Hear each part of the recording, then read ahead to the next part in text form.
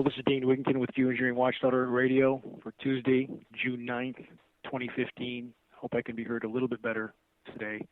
Still not on my normal Skype unit, but I am on a hard landline right now. I had a lot to do today. Russ is with us, of course, as always. Without Russ, could not do the show. Russ, one of the most steady and consistent, reliable people I know in this battle. I'm very grateful to call him my friend. And for all those other activists out there that are pounding the pavements all day, every day, my most sincere gratitude to every single one of you. And as futile as this battle feels, and it does feel futile on some days, I grant that. Over the last 12 years of nonstop marching in this fight, I know those days. But those days come and go when new elements enter the picture that may be bad news, like the confirmation of the bee colony collapse disorder that we have stated all along, that I've stated to some of the top beekeepers in the country going back a number of years, that the heavy metals were the larger factor, that it was not just the chemicals. What I'm getting at is when those days we feel futile, that we have no proof, people claim we don't have proof, we have mountains of proof, but then we get another card to play that's not good news. It's certainly not good news that the bees are full of aluminum. For those that have not seen the recent data, the larvae in 200 to 300 ppb, parts per billion of aluminum, extremely, extremely high levels, absolutely indisputably a factor with the bee collapse. But we get red flags of data like that that continue to tilt the scale in the direction of critical mass of awareness. So we had that happen a few days ago, and as we all feel flustered and at times that the battle is futile, it's not. And elements in this equation are becoming too hard to hide for much longer. On that note, again, I try to say what I can in regard to what's going on with ongoing communications with attorneys, which I had today again, this time including attorneys from Canada. And there's cooperation on trying to determine the best tack. There's credible people involved. And again, this doesn't involve trying to necessarily break the whole dam out at once. If you just put a crack in it, the dam will blow apart. So in this case, got some background there, Russ, if you can hear it.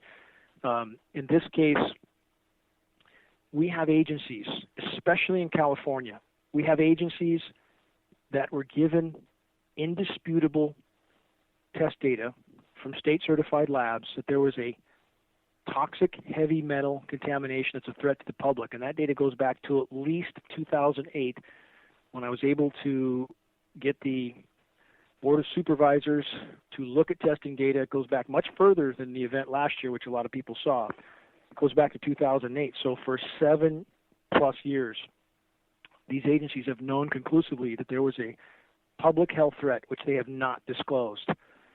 And we have multiple times along the way when they've been given additional data, especially in 2014. That creates liability for those agencies.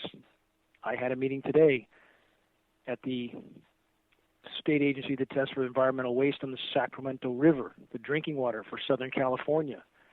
I know people in these agencies, and they are concerned, even down the ladder, about the liability that they have already created by not disclosing this contamination. And there's a mountain of data to prove this contamination is there. So know that we're working on every front, absolutely every front. And the more that activists spread data in the field, the awareness, waking others up, if we're working every end of this battle all at once, that's what needs to happen. And for those who fall by the wayside along the way of this battle, all you can do is leave them behind, and many fit in that category. I'm sure we all know them, people who know this is going on, but they can't seem to get up off the bench and help. So just leave them behind and keep going. In Northern California, temperatures here again off the scale. We were at times earlier today 110, and we know we were above 110 yesterday. We're supposed to be in the 110s into the week. These are Death Valley temperatures in Northern California in the boreal forest, 80 degrees at night. It's like living in hell here, literally. in the sun. It's so hot you can't stand in it very long without being burnt to a crisp. Every surface you touch is extremely warm, and they are absolutely creating this effect to a large degree. Not that the climate's not decimated, not that there's not a massive northern hemisphere ozone hole, most directly linked to climate engineering, but under certain applications, absolutely, this is important for everybody to share in the field, they are making an effort to be much more covert in the spraying, and that people need to understand, unless you see a white cloud and blue sky, if you're seeing this dingy, cobwebby, dirty, fuzzy, undefined stuff in the air that causes the cumulus clouds, if you do see any, to be blent into a background of white, you're seeing a sky full of aerosols, period. So a lot of people not yet recognizing that's the case. So in Northern California, the rain blockage continues. Huge amount of moisture over us right now, massive spraying, almost nothing coming down, clouds literally melted together, and that's the effect of the aerosols. Too many condensation nuclei blends the sky together to where it looks largely featureless with nothing coming out. You just have this sort of dim horizon as far as you can see. Lightning with no rain. No wonder we have forests around the globe burning to the ground. Forests covered with incendiary dust. The foliage is covered with flammable metal particulates. So we have the worst of all worlds. We have a forest that's been dried out to a crisp due to a lack of precipitation, due to a lack of humidity. These particulates are desiccants. They absorb all available moisture. And we have, of course, more lightning because we have a more conductive atmosphere. These particles are electrically conductive. Worst of all worlds. From every direction, climate engineering is the greatest folly ever committed by the human race, bar none. And when we get to, and I'll finish, I want to get to calls fast and pull Russ in and see what's going on in his area, but just I want to give a quick update. A lot of people talk about the IPCC. For those that don't know what the IPCC is, the Intergovernmental Panel on Climate Change, the largest scientific panel ever assembled on any subject in human history. Now, they talk about what you generally hear about, rather, with the IPCC, is statements like they're alarmist or that they're overblowing or exaggerating the data. Their data is, in fact, almost across the board wrong, but in the opposite direction of what most people would like to believe. The actual climate scenario is far, far worse, exponentially worse than the worst case IPCC projection. How can that be? Because the purpose of the IPCC is to help to hide the gravity of what's unfolding. I have a friend with the Union of Concerned Scientists who has measured temperatures in Northern California. I have another friend doing that now as well. The numbers are quite similar. But we're getting a 4 to 5 degree across the board under-reporting of the high temperatures. In other words, it's much, much hotter than what we are being told. And what we're being told is bad enough. California is off the charts for average temperature increase. I think 2014 was 7 degrees officially across the board, day and night, above the 30-year average, which is already high. So let's tack another 4 or 5 degrees off to that. We are so far into the curve of planetary meltdown that it's incomprehensible that society is still just chugging along as if nothing's wrong or society's unaware. With trees dying here all over our city, temperatures that are at nighttime 80 degrees. So IPCC does not consider climate feedback loops. So they don't consider anything but a linear equation in their calculations, which is completely inadequate. They do not consider methane entering the atmosphere. They don't consider any one of 50 feedback loops that are affecting the equation right now. So in other words, the purpose of the IPCC, like so many other agencies, is to hide the gravity of what's unfolding from the population as long as possible. That's the purpose of air quality testing. That's the purpose of all the official state agencies that are supposed to warn the public if there's a danger. Their purpose is to hide the danger, not to disclose it. Same thing we saw with the Fukushima radiation when suddenly quote-unquote safe radiation levels went up 10,000%. The purpose, again, of these agencies is to hide the problem, not to disclose it. So the bottom line is wheels are turning. A lot of people are waking up. We've reached a much higher level of awareness, or the attorneys that I spoke of in the beginning of this conversation would not be involved if they didn't fully understand that they are going down in the ship with the rest of us.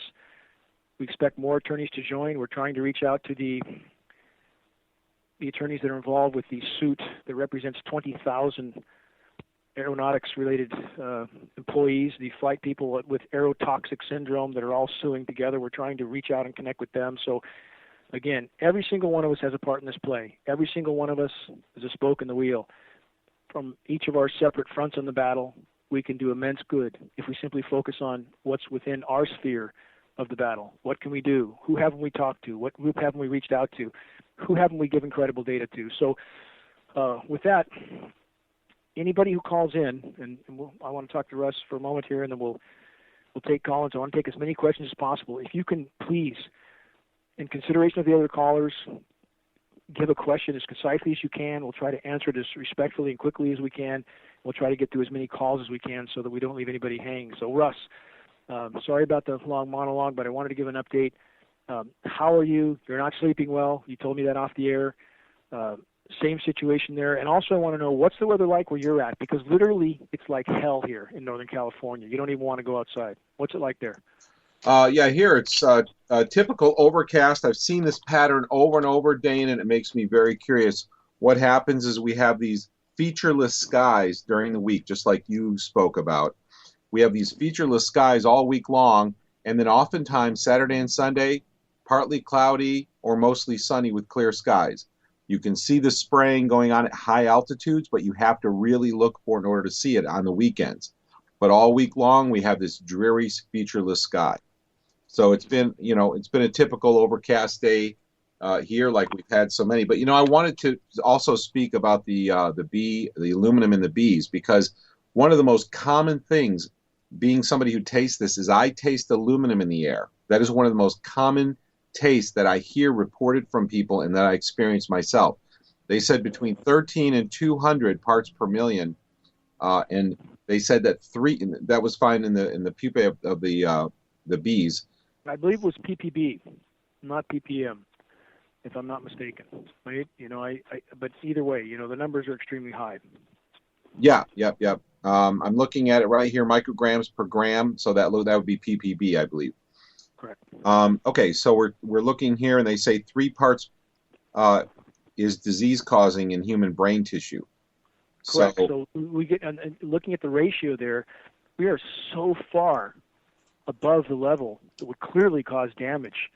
I mean, perhaps nearly 100 times above in some cases. So I mean, we're off the scale. Exactly. And the thing that just amazes me is, personally, I saw a bee die off. For those who haven't heard me tell this story before, I saw in Jamestown, New York, when I lived there, we get lake effect snow from Lake Erie.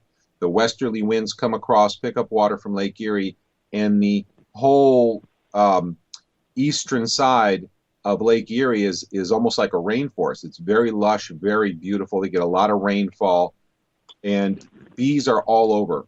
You would not even want to walk outside in bare feet. There were so many bees. You hear the sound of humming bees everywhere. The year after they started spraying on a daily basis, which was 2005, I lived there and I saw it begin. I remember the day it began. The very next summer, that was in November, the end of 2005, the very next summer, you could hardly find a bee.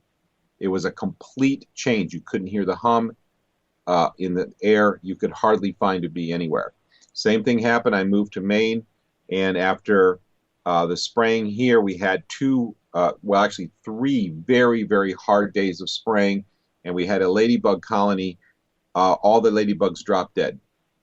They just dropped dead. They were all over during that spraying, and that's when I finally contacted the state of Maine and talked to the head of the department, the Bureau of Air Quality. And unfortunately, long story short, they're not interested, Dane. They don't really want to know, and the final answer I got is they don't have the budget to do research to find out if there's a problem. On that note, again, the gravity of our situation, everything you described should be shocking and sobering to people. This is omnicide. It's not just ecocide, genocide, it's omnicide. total planetary life destruction. So when you're communicating, when people are communicating to others about this issue, you must have that conviction to the core in order for them to sense that you are not, in any sense, unsure of your message, that you are absolutely sure of your message. And if you are, and you have the kind of conviction, again, that you would have if your child was in a burning house in front of you and you needed help to save that child, if you have that kind of conviction, people sense that. They sense it, and it impacts them terrifically. And with these people with agencies like you just described, they should be told, they should be made aware that the public, when they find out that this issue has been lied about and hidden, that the public will certainly hold them responsible. That's not some sort of a unjust threat. It's simply a reality. The public will hold them responsible. So you can make that sort of a statement. That's not a threatening statement. It's simply a reality. And these people need to know that. And just like the people I spoke to earlier in the day today, that know, they know that the Sacramento River is spiking with aluminum after storms, because I've been in closed-door meetings with these people going back 6 years, shown these tests they would not allow me to release. They know, I know, they know other people are finding out, and now they're becoming fearful of the liability they have created for themselves, and they should be. They should be, but not so much them as more so the officials above them, the supervisors, the city officials, who also know, and I know they know because I've had private meetings with them. So in any event, convey this message to those people. What are you going to do? Ask them. What are you going to do, Mr. Official, when your citizens find out that you knew this was a problem and you did not disclose it? You're legally liable, morally liable.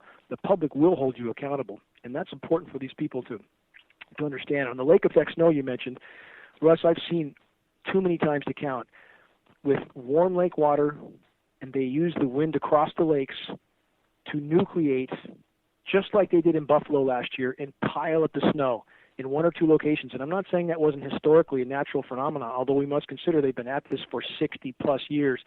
But they have pushed that to the point where that's one way they create a big headline snow event like they did, and I believe it was Buffalo last year. Huge amounts of snow in a very tiny area, while the rest of the western U.S. was baking. In fact, in the Weather Channel today, temperatures again in the 1 teens in Northern California near the Oregon border in early June. It's insane. It's absolutely insane. And all the Weather Channel could say is there's some above normal temperatures. If we were cold, I promise you, they would bring the trumpets out and play it for all it's worth. If there was anywhere there was a cold temperature, they would make the largest theater out of it they could. But when it's hotter than hell over the whole western U.S., Montana, a day ago, with rain, 90 degrees, people need to wake up. We're fast moving to what's called the wet bulb effect, which means, and this has happened, the first time in human history, it happened 2 years ago in parts of Asia, which means when you have a combination of temperature and humidity that passes certain thresholds, the human organism cannot sustain life. It's already happening in places on the planet. So the gravity of our situation cannot be overstated. It's up to everyone to make every single day count, every one of us. So, Russ, how about if we give the call-in number, and if we got anybody waiting, let's... Yeah, absolutely. I'd love to get the calls. Yep, 718. For anyone who'd like to call in, call 718-717-8296. That's 718-717-8296. And Dane, I'd love to bring up one more quick news item. Wyoming, illegal to collect data about pollution, even if you're intending to turn it over to the government, unless you have written permission of the property owner. My prediction, Dane, one day, not too far away, a court will rule that includes the written permission of the federal government. So you can't even collect. Now, this isn't the current law, but let's wait until that law soon gets extended to public lands. Now, at that point, you will not be able to collect pollution data on any property but your own. And then if you do, they might condemn you, throw you off your property, or you'll have to give disclosure at the sale of the property, and it's going to drive your property rates down.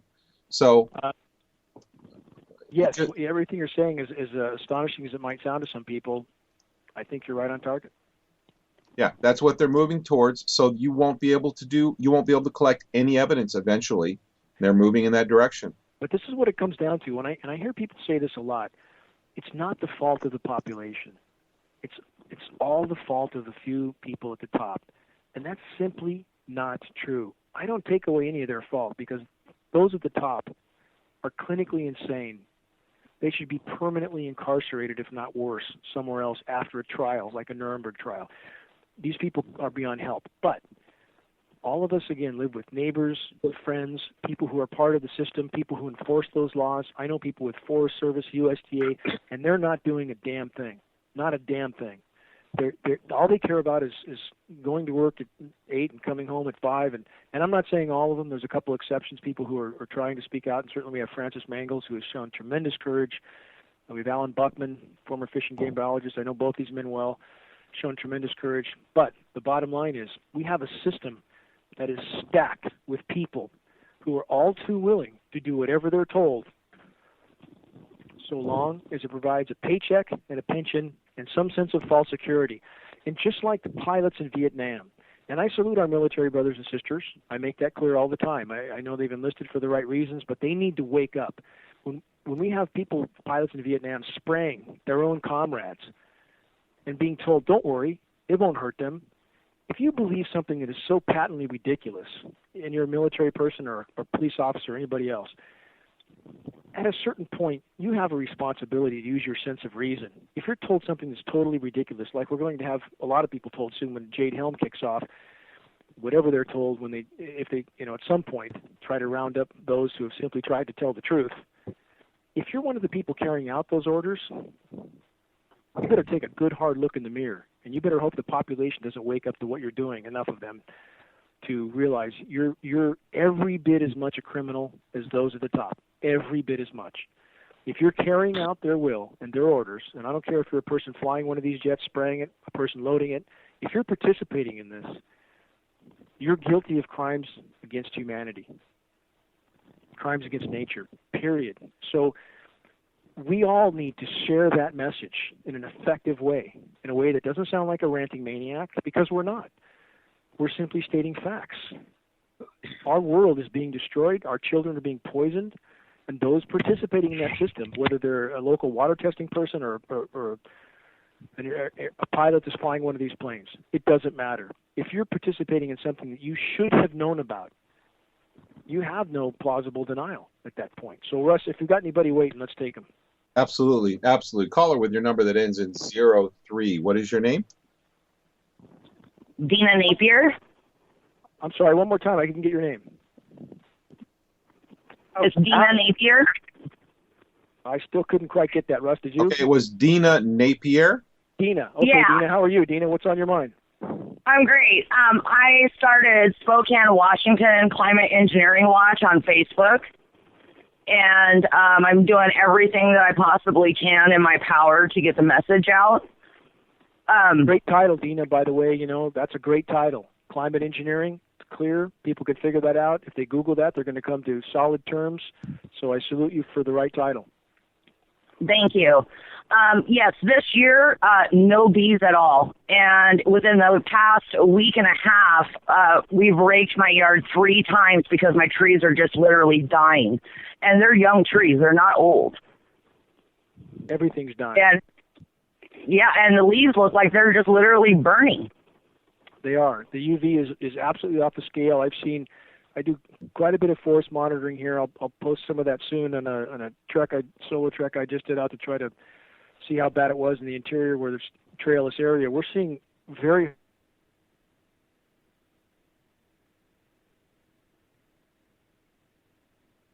crisp, literally. Yes, I mean these are very hardy willow trees, and like yesterday, I noticed there was a lot of spraying, but it was really quick dissipating spray. So have you tried your agency, any local agency people? Have you tried to contact anyone that should care in any agency around you?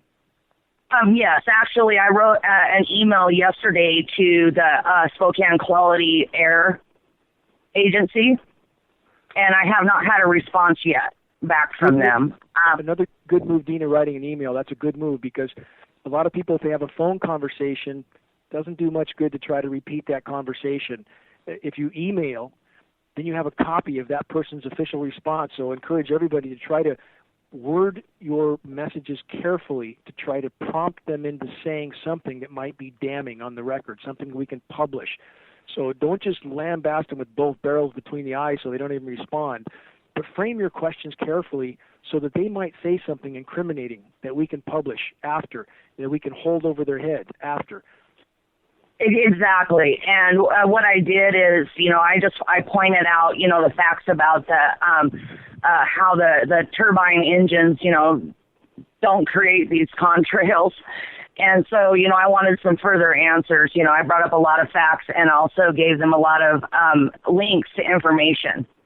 It's also, in addition to the high bypass turbofan, which we've talked about before, and I'm working on a new video on that now. I hope to have out within a few days. But also what people don't consider is the higher you go, the atmospheric RH, relative humidity, goes off a cliff. It goes down to near nothing. There's simply not nearly enough humidity under almost all cases, even if you had a low bypass turbofan jet engine, to create any sort of condensation trail. The whole contrail narrative is the biggest lie on the planet. Absolutely the biggest lie. So I should have a more effective and hopefully more helpful video on that out in a few days. Yes, and I did want to say what you, Dane, had mentioned earlier. You have the order givers and the order followers. And as far as I'm concerned, the people that are responsible are the order followers. Yes. And you have a personal decision in your heart whether you want to do something or not. And if the order followers didn't follow the orders, we wouldn't be having this mess. Thank you for saying that, Dina. And and Russ, if you can chime in on this as well, that this is where, and I've been in conflict with certain people who want to take the position that none of the population is responsible for anything. It's just those few people at the top. And that, again, that's an absolute lie. So many people that I know, Russ, I'm sure you know, Dina, I'm sure you know, that don't want to spend a second doing anything for the common good. All they're looking forward to is the next new car, the next golf game, the next trip to the Bahamas. All of that is feeding the insanity that has brought us to a point where we face near-term human extinction.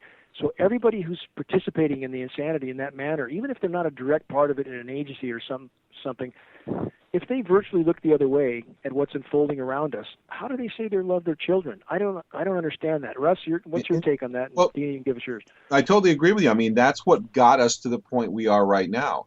We are in this position because people are not doing what they're supposed to do. The forefathers of this country, and I know there's a lot of debate about them, but they said a lot of true things. They said they made many true statements about human nature.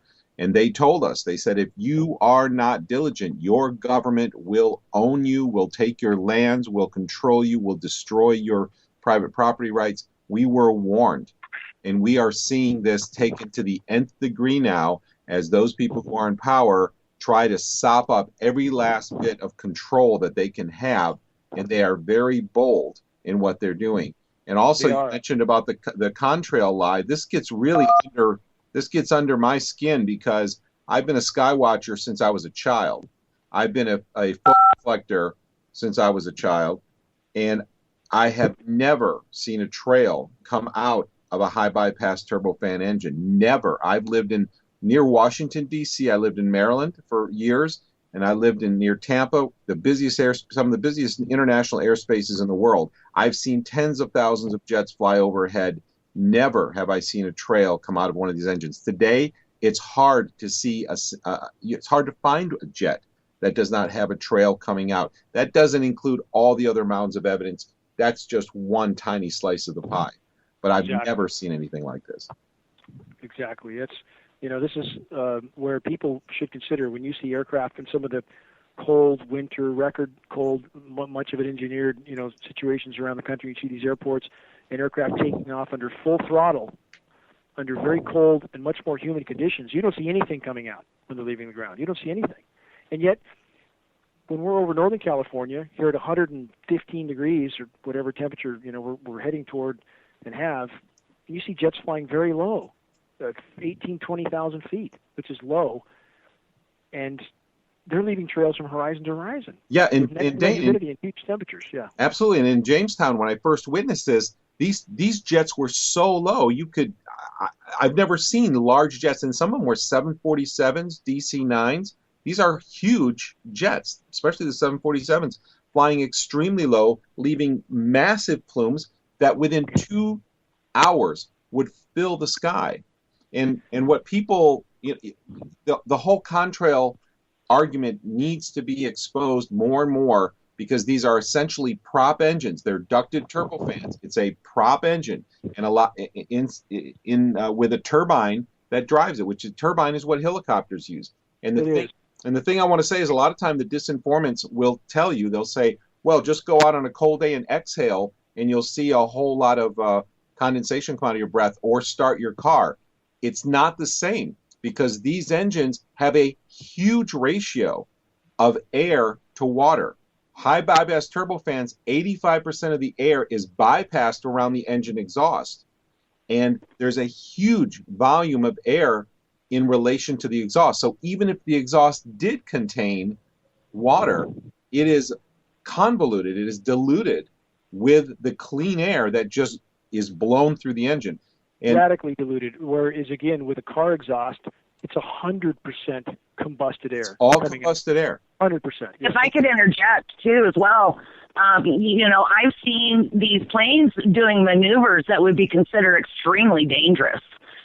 My partner was in the Air Force for years, and he said, that, contrails and chemtrails, no, they don't naturally occur like that. And he said some of these maneuvers are just crazy. Well, yeah, they're making circles. They're zigzagging around, the sky. You don't see maneuvers like that. Our situation is deteriorating by the day. And again, Dina, thank you. We'll try to grab a few more calls, but thank you for. It sounds like you're very incredibly intelligently going about this. You have the right name for your site. Again, the quote-unquote chemtrails term is something that is hurting us quite severely at this point. Just ask Kyla Jenner about how bad it went for her using that term. So, if we stick to the science terms, we stick to credible data, we are gaining ground. Thank you for everything you're doing, Dina. Thank you. Thank you.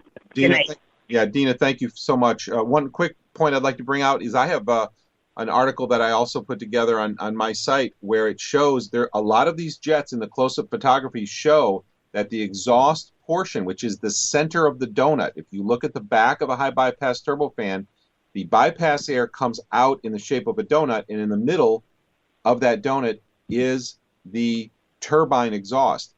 What you can see in these close-up photographs, now this isn't true of all the trails, but many of the trails we see, the turbine exhaust is clear and the bypass air is cloudy. What does that tell you? Exactly. And when we have photographs now, which will be posted in a few days, some may have seen some of these photographs already, some may be new. But when we have up-close photographs of nozzles mounted on the pylons directly behind the exiting portion of the jet engine, and we have further back photographs showing these nozzles mounted even on commercial aircraft, I mean, the data is absolutely overwhelming. Obviously, this is going on, and we'll try to get a good tool out in the coming week or so. Absolutely, and these disinformants are trying to tell you that this is water vapor from the exhaust of the turbine, the power plant of the engine. It's not. The turbine exhaust is clear, and this is definitive. Yes. In my mind, this is definitive evidence.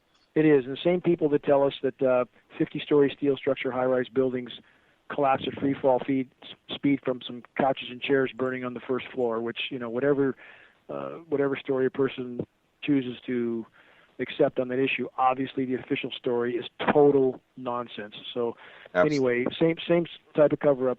Russ, if we got anybody else, we'll try. Caller with your number that ends in 03. What is your name? Hi, this is Allie Larkin.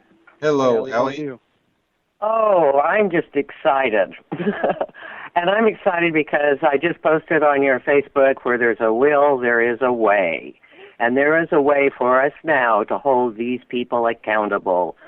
I think all of us are fed up of trying to talk to them because they are just so divested into this corrupt life that we are living in and owning us.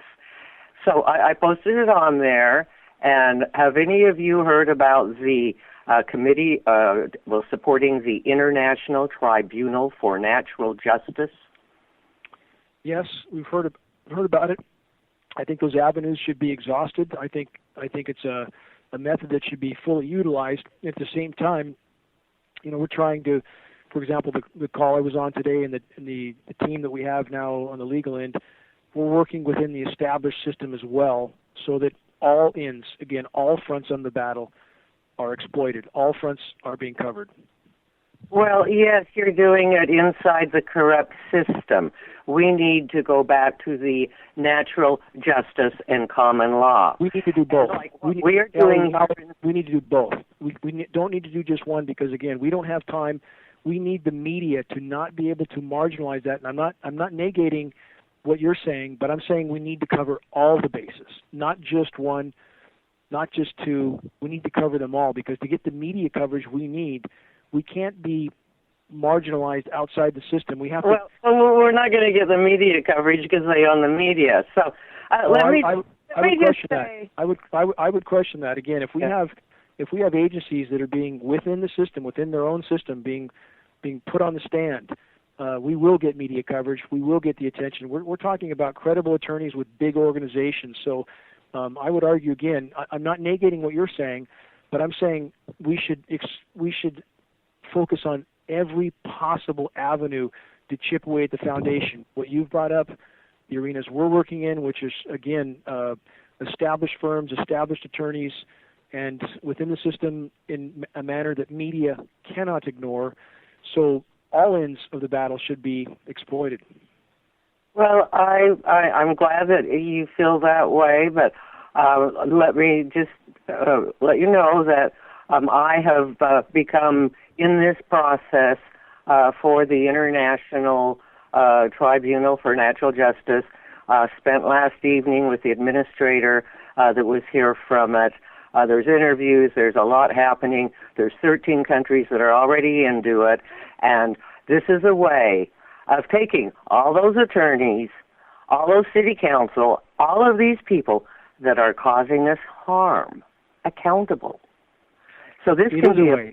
I'm not trying to negate that. I'm simply saying that we should exploit all ends of the battle. I'm not trying to discourage you at all. Well, okay, I'm not saying you need to go there. I'm just saying you need to know that this is happening, and it's going to be applied to the geoengineering of the skies, to the fluoride in the water. This is the vehicle where we have said we have had enough. I've talked to these people. Pardon? We've communicated with them. We've had our whole team, the whole legal team, communicate with this arena as well, and we're not trying to discourage them either. I've had that communication on a very long conference call with 5 attorneys, credentialed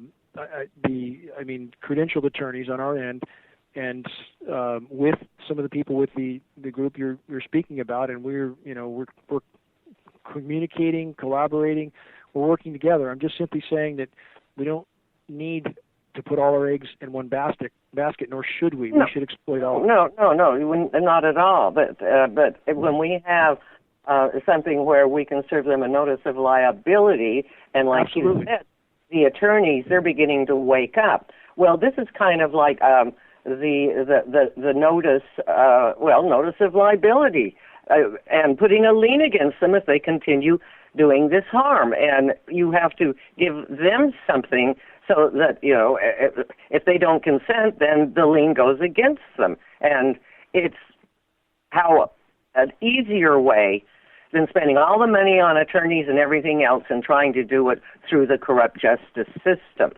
So, but that system still. I'm saying this is a really fast-growing thing, and you're going to be hearing more about it, because I say 13 countries, even South Africa, they're already getting into this way of we the people holding those who are causing us harm accountable, that they are liable.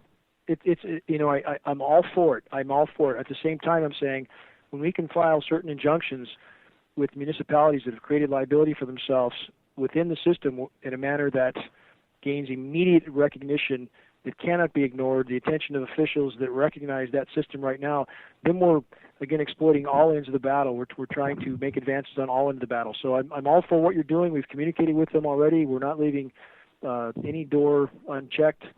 So, we're on the same team. We're just trying to... Okay, well, I'll give you some reports when it comes into the geoengineering of our skies and what we're doing there. But let me come to where I am here in the Northwest, where we have had just beautiful blue skies, sunny, no clouds, no chemtrails. I was even up at the Ebby's Reserve. Allie, I want to get to more callers. I don't mean to cut you off, but I want to get to more callers. If you have another question, I'll go over that, and I do want to see everything you said. My question is, this has been going on for 3 days, and it's like, is this is normal? Normal?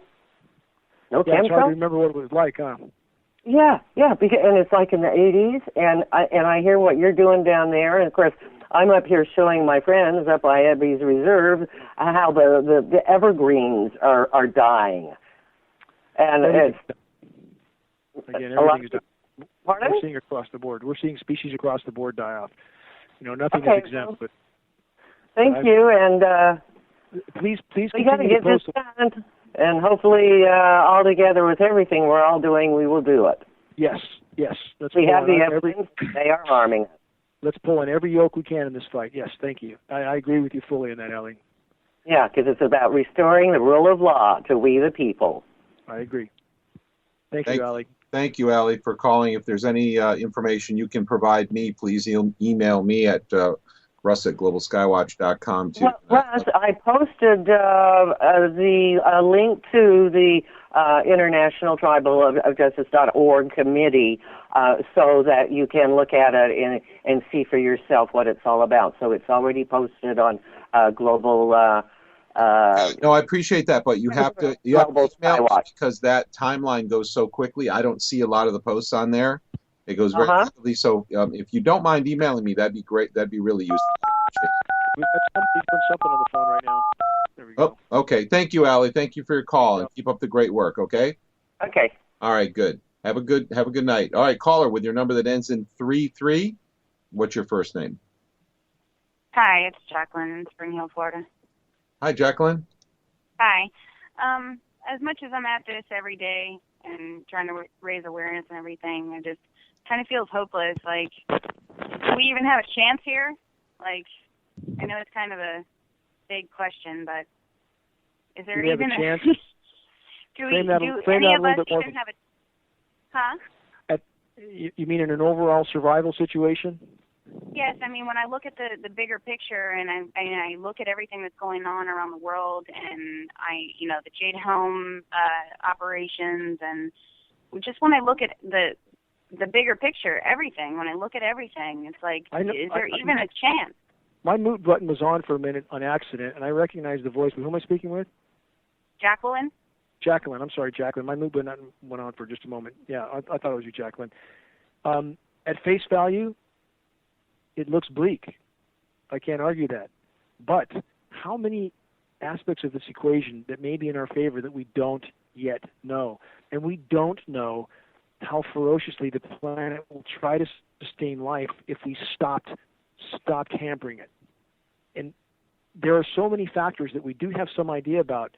We do have previous eras, like the Pliocene epoch, 5.2 million years ago, when the carbon counts were higher. And this is something I want to bring up, and then I'll finish answering your question, Jacqueline. But I get emails from people that talk about eras in Earth's past when the carbon counts were much higher than they are today, as if filling the atmosphere with carbon is just a good thing for the planet. That is not true in an overall sense. And that, yes, we had other eras where life did thrive. Yes, in the Pliocene epoch, carbon counts may have been 20 to 25% higher than they are today, but it took a very long time for the planet to reach that point. It took perhaps millions of years, a lot of time to adapt. We didn't have a shredded ozone layer. We didn't have a paving of the planet. We didn't have a poisoning of the oceans. We had sea levels that were 100 feet higher. That's a problem. So when people throw these simplistic answers out about carbon not being a problem, water is essential for life too, unless you're 10 feet under the surface. Not so good anymore then. So, again, people need to stop thinking simplistically as far as the overall equation and what the effects are of certain factors that they've been trained to think are no big deal when they are. So back to our overall situation in previous eras, if everything stopped right now, industrialized civilization stopped, including climate engineering, most specifically including climate engineering, the planet was allowed to respond, we're headed for huge trouble no matter what. Humanity has overshot its ability to sustain itself. That's a mathematical fact. And I see people with equations saying everybody could fit in the country of New Zealand with room to spare, with no more density than Manhattan. Equations like that mean nothing. They mean nothing. It's a ridiculous equation. It's about resources. It's not about elbow room. It's about resources. And I've studied this in great depth and detail. If the planet was healthy and everything was done properly, and it's not healthy and nothing's being done properly, it could sustain, and that's a key word, sustain, 1.5 billion, not 7. So that's a cold, hard reality that we have to face. But that being said, again, what's in this equation that we don't know yet? The planet's been hampered for 65 years. If we could stop hampering the planet, if we could unchain it and allow it to swim, I think the planet's response would be absolutely ferocious. For people in coastal regions, their days are numbered. The sea level rise right now, if everything stopped mathematically, probably 80 to 100 feet of sea level rise baked into the equation. That doesn't mean it's going to happen tomorrow. It just simply means that there's that much inertia in the system right now. So our world is going to change. But we did have a thriving western U.S. where it's now a dust bowl in the Pliocene epoch 5.2 million years ago because there was much more rain. A warm planet has more rain. It can't happen right now because of climate engineering. The rain that does fall is toxic. So although the situation looks bleak, I agree with that.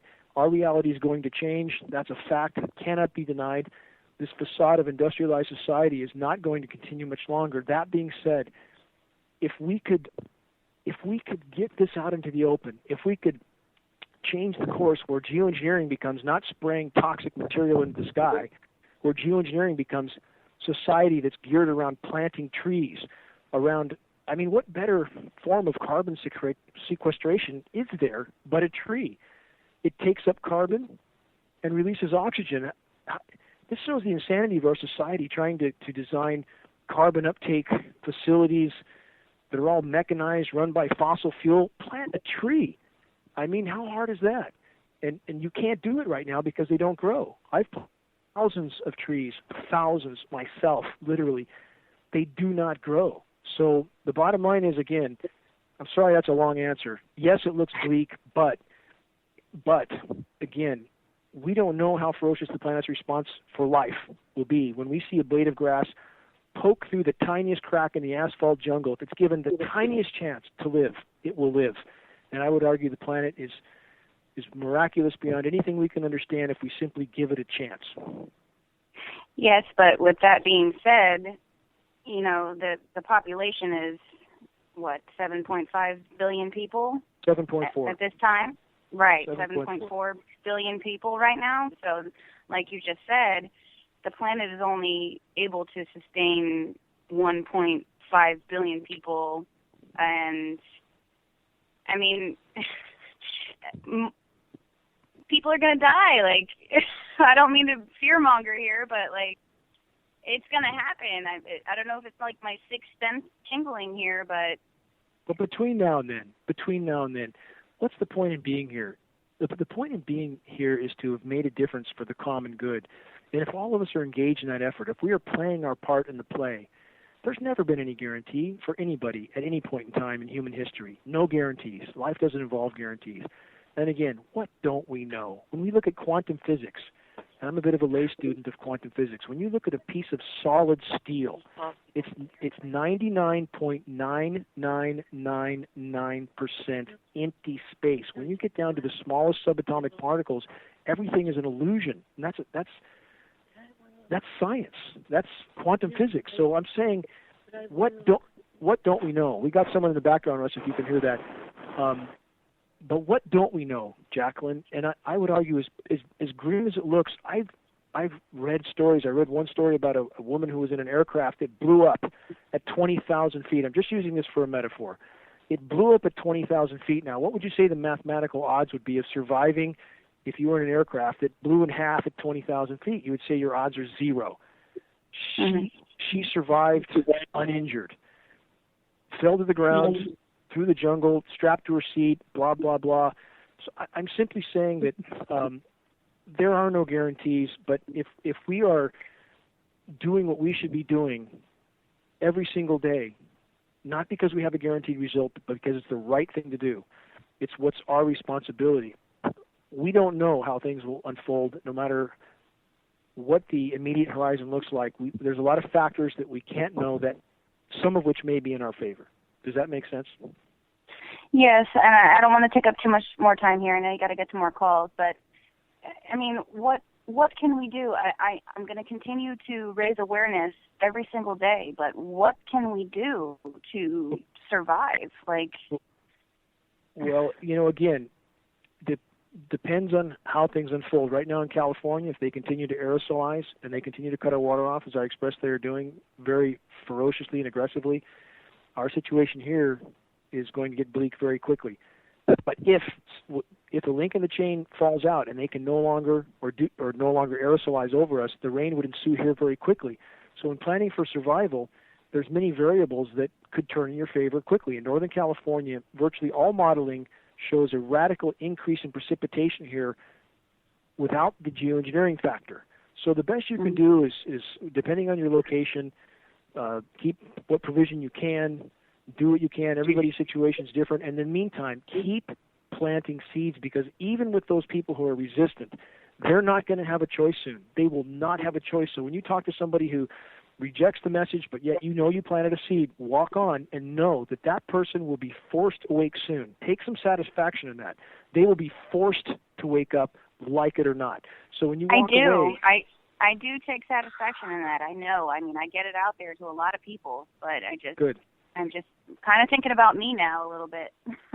That's okay. Nothing wrong with that. But, again, there should be satisfaction in that for all of us, that when you plant a seed with somebody, if you do it effectively, you pass something on, no matter how much they reject it, know that they will be forced to face the fact that they were in denial and you were right. And that's going to happen soon. I know. Yeah. Yeah, it is, Jacqueline. I know it's overwhelming, too, because you have Jade Helm. You have a government that seems to be working against us, and it just becomes overwhelming. But, hey, I want to add, sorry about I got a bad connection here. I'm trying to hold the cord still. But my wife is from Lithuania. She was there when the Iron Curtain collapsed. She was there where the tanks ran over people. After 50 years of occupation and a population that felt nothing would ever change, it disintegrated before their eyes. It absolutely disintegrated overnight. So I'm saying that it's darkest before the dawn. If we keep marching, and this is the same with climbing a mountain, and I know about this scenario. I know what it feels like to be at the bottom of something that looks too high to climb, too far, too steep, but you keep marching and marching and marching, and you don't give up, and you don't stop. And if we just keep putting one foot in front of the other, don't cross bridges before we can reach them, but simply keep playing our part in the play, we can do profound things for the common good, even at this late hour. All right. Thank you. Thanks, Jacqueline. All right, Jacqueline, keep pushing forward. We are making headway, and it's going to happen very rapidly, I think, like Dane says. Caller, I see that we have Gary on the line. Gary, you with us? Hello, yeah, I'm here. Hello, Gary. How's it going? Hi, Gary. I'm still doing the call. Gary, we got just a couple minutes, I noticed, so yeah, I'm not trying to rush you, I just don't want to, yeah. I know with the legal action we're talking about, is there a way that Florida and other states can join in on whatever that lawyer is going to do, or we have to do our own lawyer things? I would like to start waking up lawyers, maybe writing to lawyers, get a lot of lawyer emails and start talking with the lawyers and, like showing the links, they're talking about showing links. Is there a way that we can get that lawyer to, to present our cases? Because, they're doing geoengineering, pretty badly here in the Florida area. Two avenues of action on that. First, to go back to what Ollie is working on and what she stated, and that has viability. It absolutely has viability. So I think that data is going to be circulating around that will be a template for people in Florida to follow, because that avenue that Ollie brought up has absolute viability to it. So that's one template. Two, the attorneys, which are credentialed legal representatives with the current system, I mean, these are with big firms. We are going to try to make a template that other states can use also. But you still need attorneys that are willing to take on such a case. And these attorneys are pro bono. Again, they know they're sinking. They're dedicating their time, just like I'm dedicating mine, just like Russ is dedicating his. It's all of us fighting together. But we are trying to make a template that other states can use as well. So can you post that? Post that or you don't have it? We do not have that yet. We are formulating from a lot of directions right now, and there's key people involved. But if you can post it, I will like to just. I like to email, and I like to post like on Craigslist. I put our website, your website, on Craigslist, and to come to the chat room. And today, I didn't mean to cut you off, but I'm going to go say this real quick. Today, I called the Department of Defense, and I did get a hold of the supervisor, and he told me, because I was telling him, I said, this is going on, and he told me, why don't you just leave a message? I left a message. He told me, what did you leave? I said, I'm concerned about what the planes are doing in our skies here in Tampa, Florida. Gary, if you can, again, it's imperative, these phone messages, because we can't replay them, we're not legally allowed to use them, try to email those messages back and forth you can. Try to word it in a way that would that would coax a response from those people. And again, but you know what? Go ahead. You know what he said? They don't have an email for the Department of Defense. I tried to look for it. He said, we don't have one. So it's like the phone and nothing. Not a general email. You have to reach individuals. You must reach individuals, but also at the same time, you can reach out to attorneys around you and pass on credible data once they comprehend the fact that they are going down with the rest of us. You'll get some step up to the plate. That's what got us to this point with the group I'm working with now. So you can still plant those seeds, and you can still do your groundwork now, and I would encourage you to do that. So, and again, try to email whenever you can, pick individuals, and coax a statement out of them. Do it carefully and articulately. Don't give them both barrels between the eyes, because then you're not going to get anything back for a response. So they did throw the contrail, and I like when you were talking about the contrail and about the engines and stuff, the way they do that. The contrail, I think it's classified as like the con artist category. I think we're being conned. I think we're being conned in a way. And I think that's what we're developed that word. Hey, forgive me for I'm going to duck out and let Russ make a final statement. Okay. I am too, but Gary, keep it up. Keep us posted. Thank you, Gary. And Russ, Russ, I'll toss this to you in a minute. Again, I encourage everybody, plant seeds. Changes are coming. They're unfolding by the day. Even people that are resistant will be forced to wake up. Russ. Yes, things are changing very rapidly. People are waking up at a faster and faster rate. Make it fashionable to wake up. There's a lot of social pressure from media that tries to make people feel. The idea is to make people feel unintelligent or fearful if you believe in conspiracies. 98% of white-collar crime is a conspiracy.